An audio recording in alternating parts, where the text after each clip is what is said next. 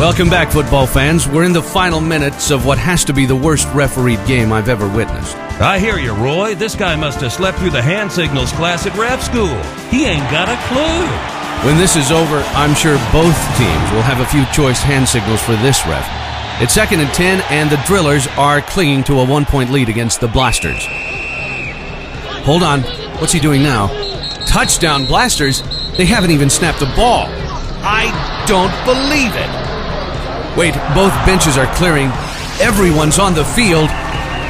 They're all after the ref. This is not going to end well. Oh no, cut to commercial. You know, folks, it didn't have to end this way. It's easy to learn and use the correct hand signals. The more we all use them, the safer we are. And it could mean you won't end up in a hospital bed next to this guy, or worse. Let me walk you through the basics. There are 6 hand signals in the Worker's Guide to Hand Signals for Directing Vehicles that you need to know. Think of them as your game day playbook. The signals are emergency stop, planned stop, proceed slowly, left and right turns, distance to stopping, and clear to leave area. Now, if you're the QB, knowing the playbook is useless if nobody else on your team knows it. Even Chuck knows that. So before you start the play, the driver and the guide need to huddle to make sure they both know the signals and the path they're going to follow and any potential hazards. Remember, whether you're driving or directing, good communication is the best way to control and eliminate vehicle hazards. What's that, Chuck?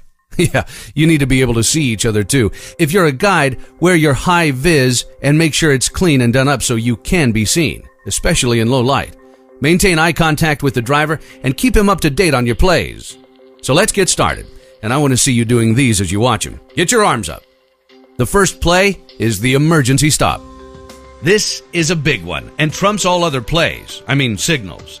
If you see a situation that needs immediate action, this tells the driver to stop immediately. No messing about. Start with your hands crossed over your head and extend them down to the side repeatedly. Rapid movements are more likely to be seen by the driver, so do it quickly until he stops, and the driver shouldn't start again until he gets a signal to move or checks with the guide that it's safe to move. If it's not an emergency, there's a different signal for stop. The planned stop is used to reposition the guide or tell the driver when they're at the final stop point.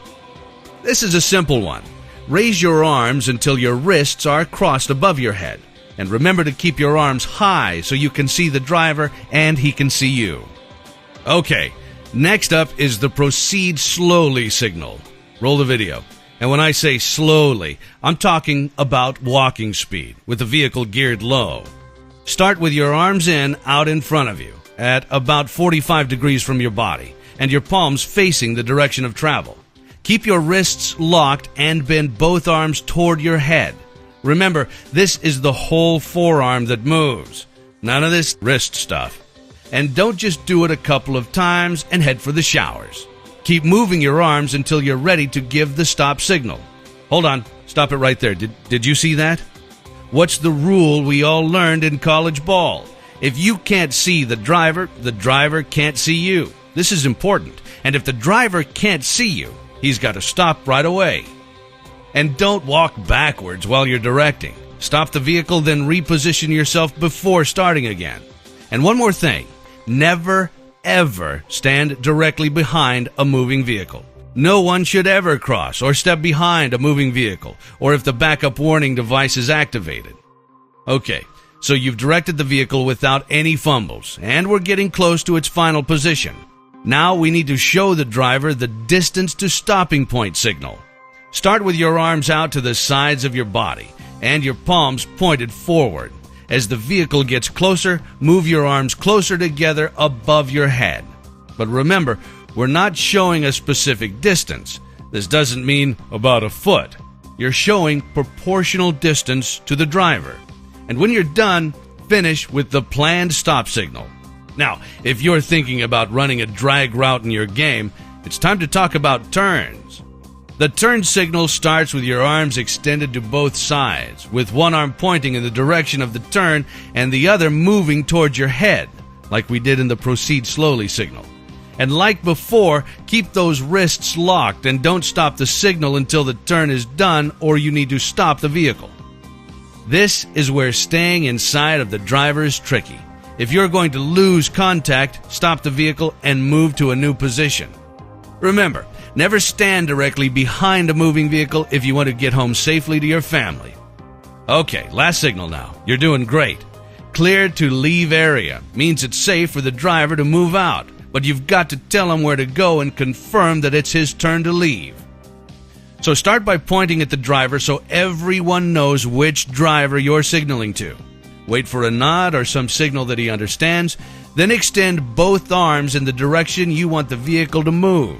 And you can repeat this a few times if you need to. Hey, now you know more about hand signals than a certain referee, but be sure to practice. Rewind this video and watch the game highlights a few times. What did we learn? Plan your vehicle movement with the driver before you start. Keep the signals coming until the move is complete or you need to stop and move. And never lose sight of the driver, even if there are cheerleaders on the field. But the most important thing to remember is to protect your quarterback, and that's you. Now, I'm taking Chuck out for a beer. I'll see you next week when the Pipeliners are taking on the Snubbers.